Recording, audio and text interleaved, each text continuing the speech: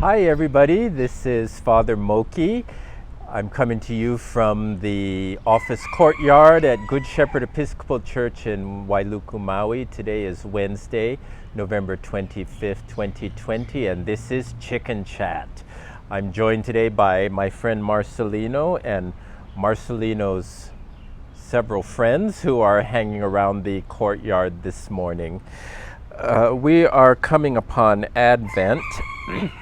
And because we're coming upon Advent, I thought I would read a poem that has always spoken to me in difficult times.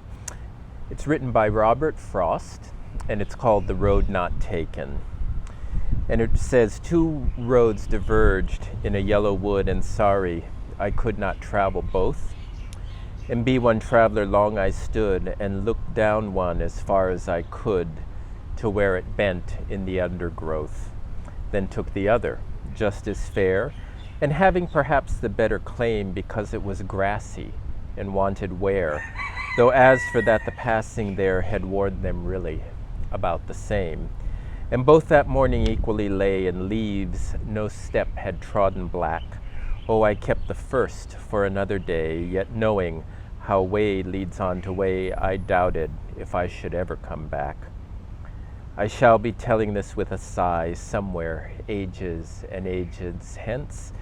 Two roads diverged in a wood, and I took the one less traveled by, and that has made all the difference." In this time of COVID and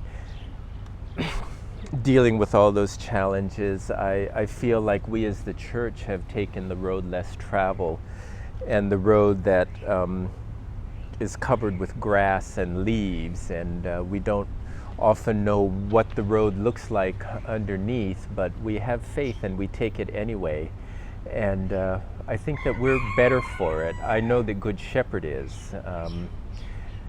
We are strong as a community because of the way that we've had to worship during COVID, and I'm just so pleased by the way that this congregation has rallied together to ensure that we stay vibrant and vital disciples of Jesus. And with that in mind, talking about disciples, we have some Good Shepherd disciples who have birthdays this week. Jimuel Pasqua, Nestor Manuel, Brittany Latayada, Florence Quaresma, Divina Taroma, and Jordan Akana. Happy birthday to all of you this week. And then for anniversaries, we have Feni and Floredo Daguio, and Gemma and Florentino Calvan. So happy anniversary to those two couples. I will say that it has been a very, very busy week.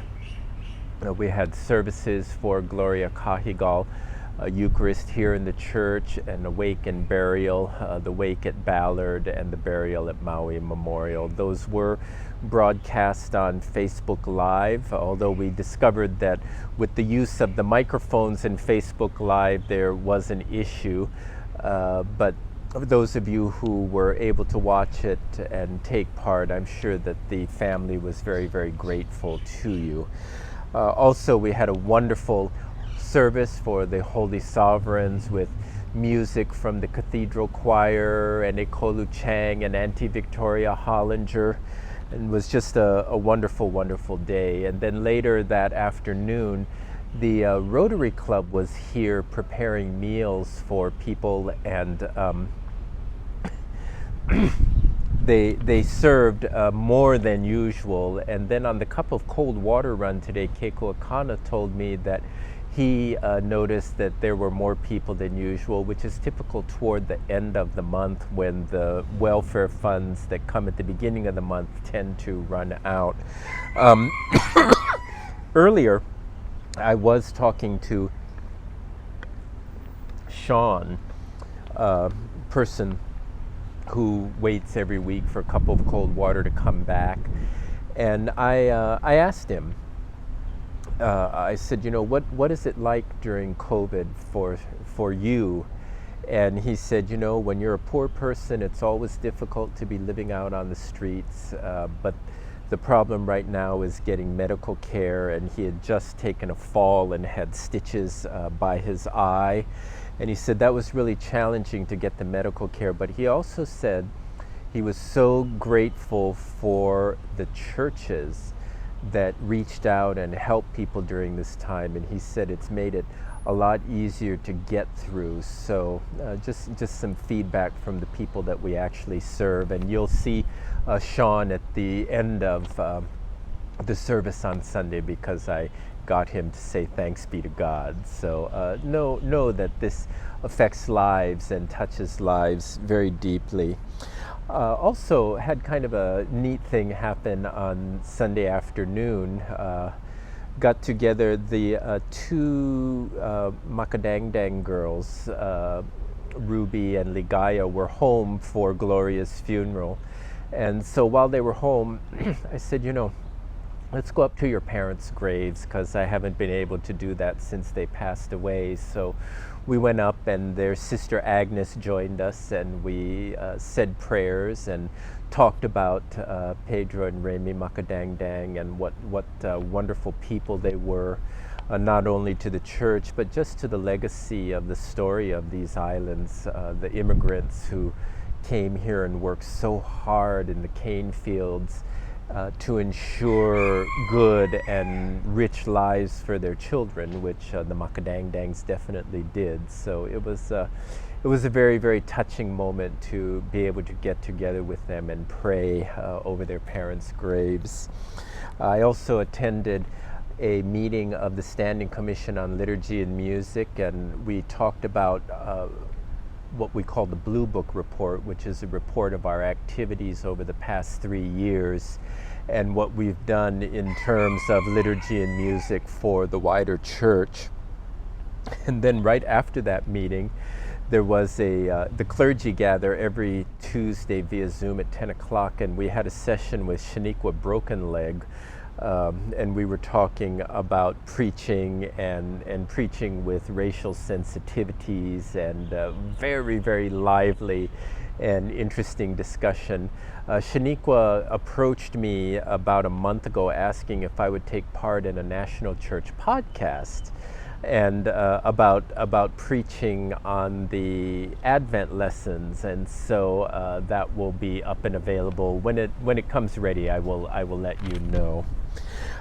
Coming up, please remember that every Saturday we have a Eucharist at 5 o'clock p.m. here in the courtyard outdoors, unless it rains. We've been lucky so far, knock on Marcelino wood.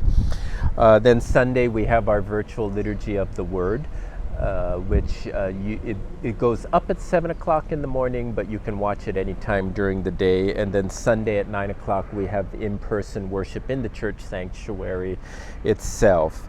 This coming Sunday will be the first Sunday of Advent, which means that it's a new church year. So Happy New Year, everybody. Happy new church year. And Christmas Eve, we will have a virtual service with a pageant. Christmas Day, we will have in-person Eucharist here in the courtyard. Please know that next week, Monday, Tuesday, and Wednesday, my calendar is going to be quite full. I'll be working during the day.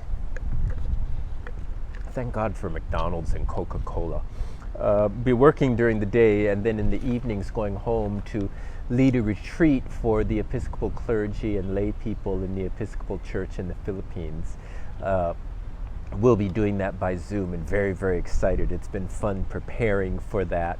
And we're going to reflect on ministry in the time of COVID, and share stories with one another, and think about what's going on and finding meaning in that for everyone.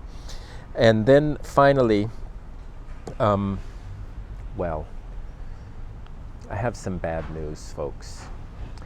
James and John today were fighting in the courtyard. And so you know that we are a church that espouses peace, and we simply cannot condone violence. So John and James have been revoked from their title of Chicken of the Week. Shame on you, James and John. You know there is no fighting in the house of God. And I shake my finger at the two of you. Now, on a lighter note, the chicken of the week is Bilbo. Bilbo is an amazing chicken. If you look at Bilbo very carefully, you'll notice that Bilbo has feathers on his feet, just like Bilbo Baggins, the Hobbit, and goes around and is, in spite of that physical difference, does not let that stop him from going out into the world and being a true chicken and standing up for himself, no matter how he looks or what his idiosyncrasy, and we honor that by not marginalizing any chicken. All chickens are welcome here, unless you fight. Then you get in big trouble from Father Moki. But Bilbo, for standing up and not being willing to be marginalized and continuing and being persistent in coming to the fold, we name you the Chicken of the Week. Congratulations, Bilbo, and shame on you, James and John. Thank you, everybody. We'll see you next week.